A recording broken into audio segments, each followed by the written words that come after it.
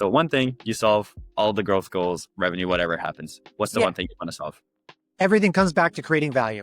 You got to create value for your customers. Companies that create value do well. Companies, and that value has to be enough that you can capture for your own organization the delta or the revenue from that. And I think when that works, everything else works. It's that simple. And do you think that there's usually a misconception, or that word value gets thrown around too much out there when people don't even know what it really means? I'd like to hope that I certainly, the people I deal with are thinking about it every day.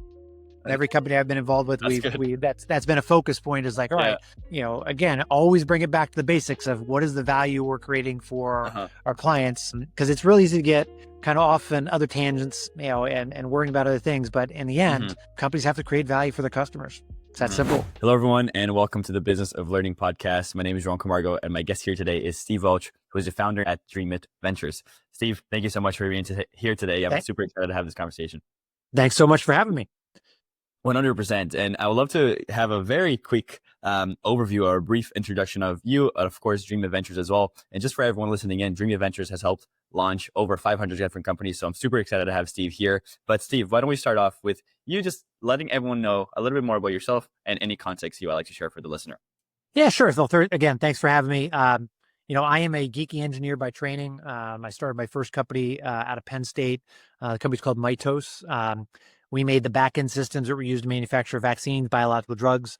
I was 23 years old. I didn't know what the hell I was doing. I didn't know what a venture capitalist was. I sure as hell didn't know what an angel investor was. So I bootstrapped that. And in hindsight, that was a really good thing. But, I used basically Merck and Amgen, don't know this, but I got them to pay 50% up front on all their products, 50% to what's called 2% 10. And I used a float from that cash flow to grow a fairly sizable business. Sold that when I was 30. 30 is too young to kind of goof off the rest of your life. I did want, I'm an avid kiteboarder, so I thought about going to Brazil and becoming a professional kiteboarder. But, I realized that, I loved the idea of getting ideas up off the ground. Started doing adjunct professor work at University of Penn.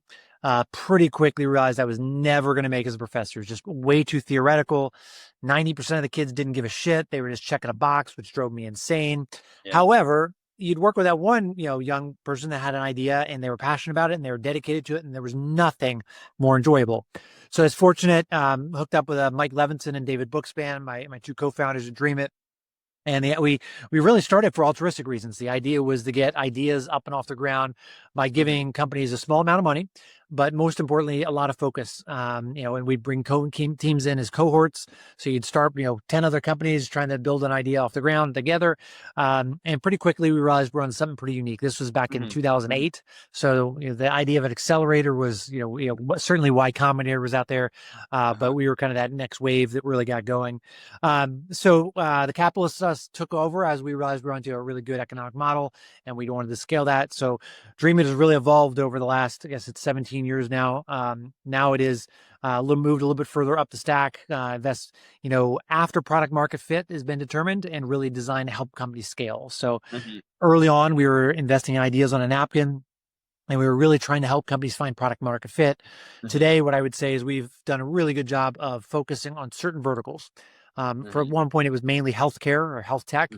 Today, it's actually mainly cybersecurity, or what I would call secure tech. And by having those domains expertise in those specific areas, we're able to really help companies accelerate by getting them their first customers, helping them again go beyond product market fit into really that scaling the business. So that's where Dreamit is today. And then along the way, I've done a number of other things that have kind of been sidetracks. I started a company called Kindertown in the education technology space. My wife and I are very passionate about education, and we have a family foundation focused entirely on education. And then I started a company called Restore Hyper Wellness, which is today the largest consumer retail healthcare business in the country. So we have 220 plus locations across the country, really designed to help people invest in their health while they're healthy. The whole model of waiting until you're sick, that's not a great model, but that's kind of historically been the model. What we really do is give people the tools to invest while they're healthy, so they stay healthy longer and they can do more of what they love much longer in life. So very proud of that business, and it's been a huge impact on my own life, but also on the communities that we're in. Yeah, amazing. Thank you so much for sharing all that. And there's so many aspects of what you just shared that we actually talked about in our first conversation that I wanted to dive into, but nobody was part of that. So we'll dive into All those, right. those here, of course. I wanted to first even talk about the adaptation and how Dreamit has evolved, because you guys started in this, as you said, a smaller target audience within healthcare, but also helping businesses kind of get launched off the ground. And as it started moving on to the years, helping those companies really adapting and evolving into helping more product market fit businesses who already have that product market fit and really helping them launch and scale. What was the turning point in for you guys that you made that change and you decided to make that change? Was it anything to do with how the businesses are just easier to grow and scale? Was it anything to do with the interest, or was it anything to do with the mistakes that startups usually make that sometimes, hey, we're all the great, but they're not all that great? So talk to me a little bit more about that. Yeah, I think all great businesses evolve. I mean, I think that's one of the tricks to surviving in this world is evolution, and businesses are no different. What we saw over the years is number one, the idea when people were investing in the ideas on a napkin, what we were doing early on, it did not make sense over time. We realized the scatter shot approach. It was I have specific domain expertise in the healthcare market. I was able to help. To be candid, I could help companies more if they were in that space than I could companies that were in travel, for example. Mhm, sure. So part of it was our own kind of as our team evolved, as we built the talent, we had domain expertise in that area that we could provide greater value to the companies coming in. So that was kind of number one. And then number two, we evolved the program, and I think venture has gone through a lot of challenges, even in the last 18 years, a lot of cycles. But what I think we've done a really good job of is making sure that we were bringing value to our companies coming into our portfolio, but Hmm. also investing with information asymmetry. What I mean by that is investors that have more information than everybody else in the market tend to make better decisions.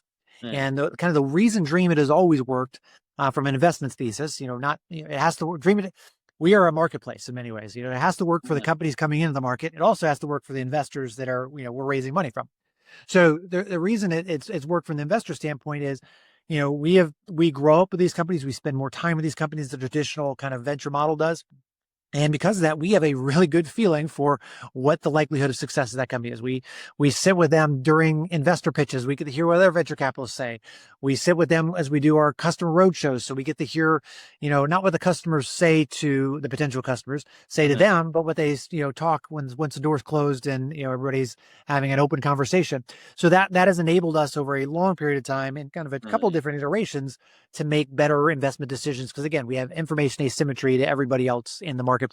So mhm, as we've evolved as a company, it has been trying to make sure that we are providing greater value to the startups or early stage mhm, investments, and we're providing greater value to investors. And if we do those two things, we'll be in good shape. But that is an evolutionary process because markets mhm. change. And in a way, it almost sounds like the I won't call it the simple notion, but the notion that we always hear in entrepreneurship, that what gets you from point A to point B won't get you from point B to point C. So it's like as you start adapting and changing, you start understanding what the value that you can truly provide is, and then just dive into that because of course the high leverage situations that can come from it. Yeah, absolutely. And again, I think Mm, great companies constantly are evaluating where they fit in the marketplace and figuring out how to differentiate. The one thing I have never wanted to do has been kind of a Me Too company. I don't think it's interesting. I also don't yeah. think it provides as much value for everybody in the ecosystem. Mm, very, very interesting. I would love to understand from you as well, if you have noticed, I mean, it's not even a NIF, but what are the patterns that you've noticed in a lot of these companies, be it from a mistake side of things, but also, hey, these companies, you mentioned, we analyze these things and we see one, two, and three things in their organization that we can then predict if they're going to be successful or not. So, what are some of those patterns on the bad side, but also on the good side? Yeah, the one I find kind of the most interesting recently is the product market fit, and then the kind of that transition where you think you have product market fit and kind of validating that to scale. And what I mean by that is we have seen over the life of Restore, and I think a lot of entrepreneurs, the more you live, the more you see this is like that false signal for product market fit, and it's because often early adopters are not don't represent the average market. the average Yeah. person in the Mhm, marketplace. mhm, So, if I see a mistake that entrepreneurs are making and investors are making, it is seeing like, oh, the first couple customers dive in, the unit economics look like they work for that. That person's gun ho, but yet they can't figure out how to grow to a larger scale. And I'll give you an example in retail. This happens often, which is what works in New York City. Okay, you have a concept in retail, and you go into New York City, and you can kill it in New York City. And by the way, sometimes that's fine. New York City is a big enough market; it kind of works. yeah. What works in New York City doesn't always work in Kansas, and doesn't always work in Colorado. And I think that you see those false signals in New York City, and that's kind of one that's obvious to see. But I've seen that in software companies over and Mhm, over again, where you haven't figured, you think you've got it figured out, but you mhm. haven't, because those early adopters kind of are a different breed than the average consumer. And what does that actually look like if we had to say, hey, I have this belief that my thing is very, very good, and some small portion of the market also agrees with me. But of course, as you said, there's a much larger portion of the market that we turn our blind eye to. What does that actually look like in the execution or in the day to day, where there is that misconception that doesn't then allow them to see the bigger picture? Yeah, I think what they often miss is they're solving a problem that is more specific to an existing organization or to a region, if you will, Mhm, and it's not as broad as they think. They take the false signal, hey, mhm, I've solved this minor problem, and for whatever reason, this, and I'll use my own example. One of the first company I built was a company called Mitos. Our first customer was a company called Amgen, very big biotech company. And that customer adopted the technology instantly. I mean, they're like, this is the greatest thing since sliced bread. They were placing orders before we'd even made the product. uh-huh. you know, uh, I thought from that, oh, everybody must have this exact same problem. Okay. Yeah. And like, let's go, let's go. And that, by the way, it was a good thing that I kind of hit that conclusion. But when I got to market, what I realized pretty quickly was Amgen's needs were very specific to Amgen's very specific biological product. Mhm, And to go to a broader market, it took me probably a year to figure this out. I actually had to change some key characteristics of the product itself.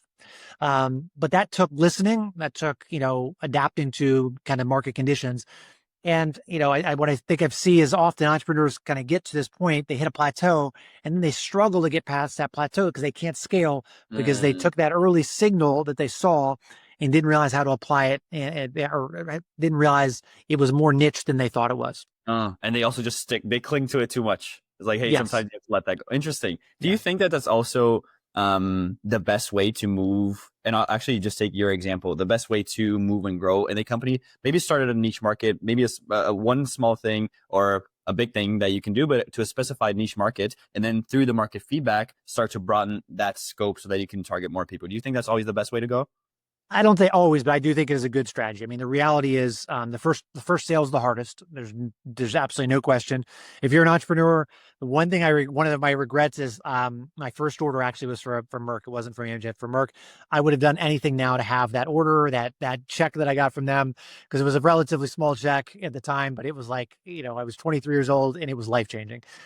So keep that first cancel or first check you get, frame it, celebrate it, because it is the hardest sale, is the first one. So I Mm, think, getting that kind of the tip of the spear into the market.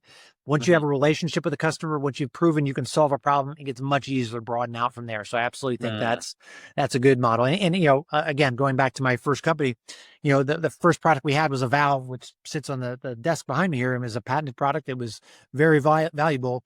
That helped us get in a lot of doors, but in the end, that ended up being like a quarter of our sales, if that. We were able to mm. broaden out and sell entirely disposable systems. We use the valve as a way to do that, as the entry point, but in Yeah. the end, we grew way beyond that. But it wouldn't have happened had we not had that first entry point into the market. It was a stepping stone for Yeah. everything else that came after. Oh, very, very cool. Steve, I would love to shift the conversation a little bit more into growing Dreamit itself, and of course, many of the other companies that you founded and worked with in the first place.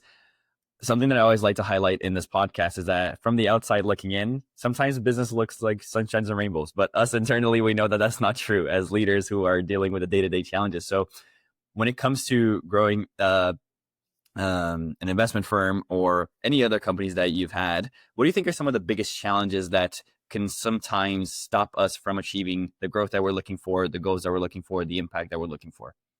Yeah, yeah. I think one of the things I've also over the years found really interesting is there is this balance between being able to take input and take that, and then but also move forward with your idea. And young entrepreneurs, I think first time entrepreneurs struggle with this balance more than as you get a little more experience. But and it's because if you have an idea and you're early on and you go talk to 10 experienced people, you get a lot of different advice. And Yes. you can chase that advice around a circle. And it is important to take in that advice. By the same token, I've seen many entrepreneurs get paralyzed by that advice and kind of run around in a circle as opposed to others that are able to take in some of that. Well, that's good. Let me figure out what to pull from that, but yet continue to charge forward with their and have conviction in what they're actually building.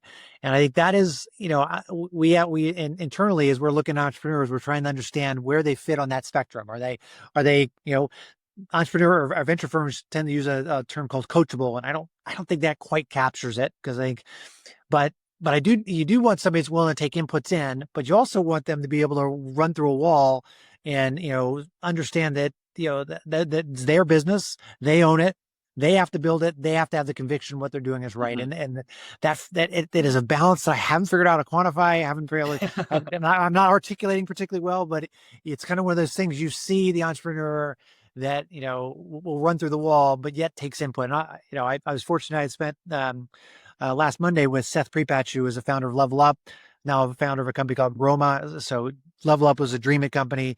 His new company, Groma, I'm one of the early investors in. And Seth, I think, has that perfect balance. Like he has a vision for where he's going. It is real estate. It is in the crypto space. I'm not a believer in cryptocurrencies.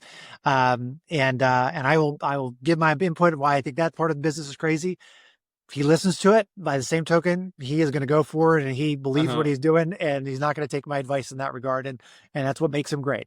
But he acknowledges it. You know that some Yeah. that I don't know why this came to mind, but when you said being able to take that in, but also run through the wall, the Hulk came to mind for me. It's like, hey, when he's in human form, like very wise, he can do all these things, and then when he goes Hulk mode, and just crushing everything. So Yeah. uh, maybe that's a good analogy. I'll note that one down. And I'm wondering, Steve, do you see it differently? I not maybe the challenges or the goals or the way that you execute when you're looking to grow a venture capital firm versus a specific individual company. Is there anything that really changes in the mindset or the mission or the execution, internal operations, et cetera, et cetera? How do you view that, or do you view that differently?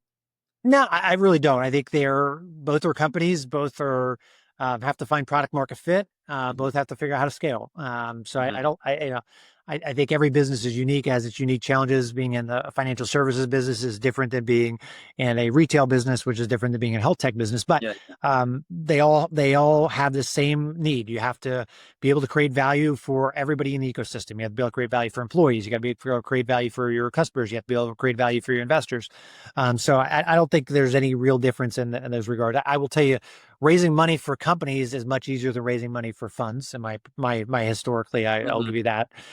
It's just because the story is easier. It's easier to find people that believe in a specific kind of, hey, this is the idea. We're going after it, as opposed to, hey, we're going to invest in 500 companies and in this space. It's kind of so general, and it's just harder from a fundraising standpoint.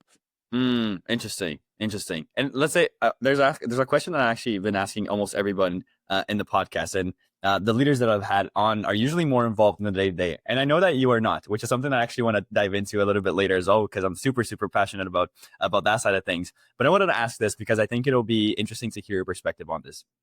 Let's say you had a magic wand, Steve, and you can wave this magic wand to solve one challenge, one problem in all the companies that you're dealing with or have dealt with in the past, be it Dreamit Ventures, be it Restore Hyper Wellness, be it any of them.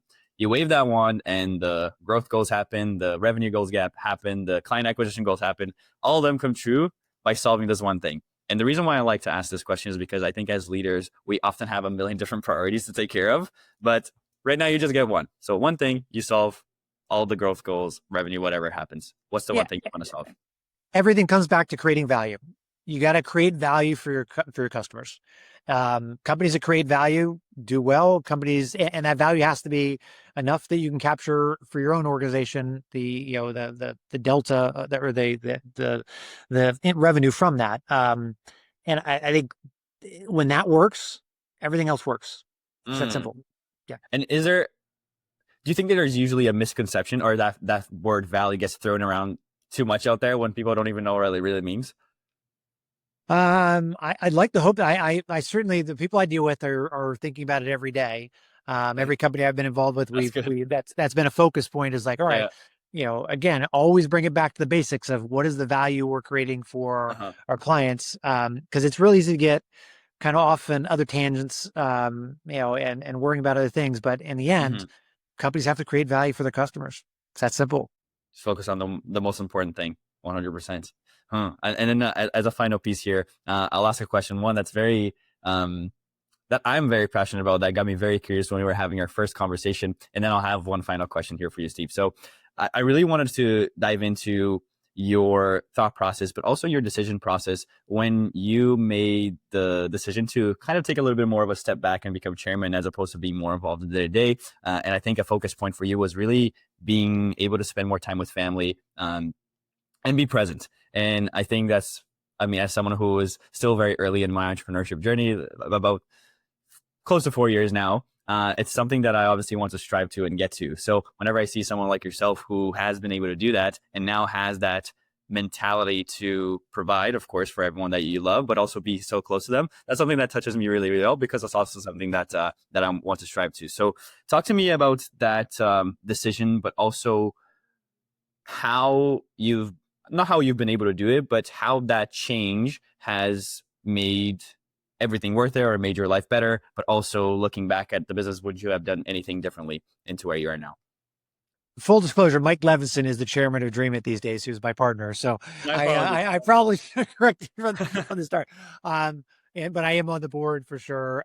Same thing with Restore. So I do have board seats, and actively manage my own family office here. So, um, you know, one of the really interesting things is, I sold my first company when I was 30. At that point, I think Scott Galloway has a really good definition of, rich, which is when your passive income exceeds your expenses. So once you have that, you kind of have the freedom to do whatever you want to do.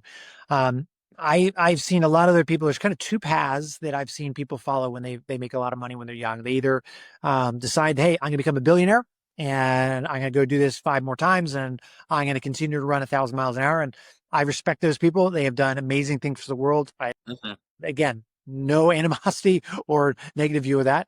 I've also seen people like, all right, I'm going to go become a beach bum and kite surf every day. And again, there are days where I do question whether that is the right thing. And they're happy they're doing it. Again, no judgment. What I think I'm proud of in my career is I found what I think is a happy medium, which is I've continued to spend my time making sure I'm creating value for the world. By the same token, I've been a stay-at-home dad for a significant portion of my life. I ran and helped build a math pentathlon team here in Texas. It's one of the best in the country. Same thing with Destination Imagination. So these are things I'm passionate about on the education space. I've spent a lot of time doing that. And I think it's for me that I'm able to do that because I have a process for which I do planning. I actually constantly working off a rolling 5-year plan, and I have 3 buckets of that plan. I look at what works for my family. So bucket 1 is family, bucket 2 is work, bucket 3 is me. And there have been times in life when I've had all of my eggs, and the family bucket has been full. I've had times where the work bucket is full. I went through a period here with Restore where I was working 80 hours a week, and but part of that was a deliberate process where I planned on that. And I sat down with my family and said, guys, you guys have been used to me being home a lot. You've been used to me coaching everything. You've been me taking you to school every day. Mhm. I'm about to go through a period for the next couple of years where that's not going to be the case. But I think, having that process in place where I annually am looking at where do I want to spend my time, Mhm. and then actually holding myself accountable to that on either a weekly or monthly basis is how Mhm. I'm able to kind of maintain that balance. I think is Mhm. really, really important. Mhm. And not being scared of having those tough conversations like you did with your family. Like, hey, this is going to be a season of change from what we've been used to, but it'll be, of course, good for yourself as someone who is going to be doing that, but also in return, good for them so that when you come back from it, it's going to be even more smooth sailing. I'm not sure if that's the Yeah. right term to No, use. that's right. No, it's again, I think the key is controlling how you Huh. spend your time. I think people, it's so hard in this world to the most valuable resource, nothing's even close, is time. So Mhm. how do you make sure you control that time? And I think People that are deliberate about that process and managing their time tend to be happier and tend to be much more successful than those because it allow the world around them to kind of capture their time because it's really easy to do. I mean, I could spend, I'm notoriously protective of my schedule because if I let it, I could have 30-minute meetings all day long that kind of don't go to what I'm trying to accomplish in life. Uh-huh. But I control that process very, very rigidly because of that. Amazing, amazing. Steve, I have one final question for you here. And it's actually not a question from me. It's a question from our last guest to you, and they had absolutely no idea who you are. Okay. So here's the question. You ready for it? And I think this is actually extremely fitting. So here it is. What would be the most important three things you would pass along to someone as a mentor? Yeah. Again, I have different mentors in life, and I hope other entrepreneurs do as well. For example, I have a parenting mentor. His name is Jake. He's amazing. He's raised great kids. He's been engaged in their lives. In business, I have multiple mentors. So, kind of trying to put that in context. I think he's probably asking for a business mentorship. So, I think my focus would always be making sure entrepreneurs don't get caught up in anything other than how much value am I creating for my client? Okay. Because Mm-hmm. everything else kind of flows from that. I often see them getting sidetracked. Well, I'm raising tons of money. And I've seen a lot of businesses raise a ton of money that are actually terrible businesses. Yeah. So, Mm-hmm. and in the end, they don't go anywhere. The companies that actually create value, they tend to do better. So that's number one, absolutely create value. Number two, continue to have fun along the process. It is really the highs and lows of building a business are like nothing else you've ever seen. It is easy to get sidetracked and kind of get down on yourself. It's also easy to get sometimes a little too high on your hog. I think, finding that middle ground, surrounding yourself with people that keep you grounded and surrounding yourself with people that lift you up. I think that is kind of critical. We have a family saying, which is surround yourself with good people, good things happen. Surround yourself with bad people, bad things happen. The Mm-hmm. same thing has to be true for entrepreneurs. And they need to surround themselves with people that will keep them motivated, but also hold them accountable when they're making mistakes. And then, so those are the two big things. I'll leave it at those two because I think if you can make those two things work, everything else kind of falls into place once you The have those third one working. is the reward. The third one's the reward. That's right. But Amazing. well, I'll push on that. I think too often I'm seeing, especially, and I think this has always been the case, but it seems to have gotten a little bit worse, where the reward is the money. And most of the great entrepreneurs I've seen are not motivated by money. And, Mm-hmm. it's a nice byproduct. But I'll tell you, when I started my first company, I was 23. Most of my friends went into either investment banking or consulting. They were making way more money than I was making. I remember literally going out back to Penn State and like they're buying rounds of shots. And I was mind boggling to me because I'm like, oh my God, that would be, Jill's payroll for the week. And so I had a kind of a different kind of scheme, and money was not what I was focused on. It was like, hey, how do I create value? How do I grow this? How do I make it something meaningful? In Mm-hmm. the end, money did come, but Yeah. I think I would have been unhappy had I Mm-hmm. been focused on money because there's better ways to make money than, certainly safer ways to make money to be an entrepreneur. Go work for IBM and you'll have a, nice steady career, but Mm-hmm. entrepreneurs tend to want to do something more meaningful, and that tends to be what Mm-hmm. drives them. And if that's Right. not what drives you, if it is the money, maybe it's not you can go work your ass off in investment banking and make a ton of money. Mm-hmm. Mm-hmm. Just decide the path, and it'll Yeah. take as long as it needs to take. Amazing, Yeah. ladies and gentlemen. Steve Welch. Steve, I really appreciate you for being here, sharing your insights, your stories. Where should people go if they want to learn a little bit more about yourself and also a little bit more about Dreamit Ventures? Yeah. So I'd love for you to check out stevewelch.com. I'm doing a lot of writing these days about business and how it affects and politics and how they affect business, as well as you can check out Dreamit at dreamit.com. We are very focused right now on secure tech. I think we have the best platform in the world. If you have an idea that is in cybersecurity or security tech, please come see us. Amazing. I will leave as many links as I can down below here for Steve and, of course, Dreamit Ventures and as many of the other companies that he is taking care of. And if you enjoyed listening to this conversation, please also hit the subscribe button and I'll see you on the next episode. Steve, thanks again for your time. Thank you.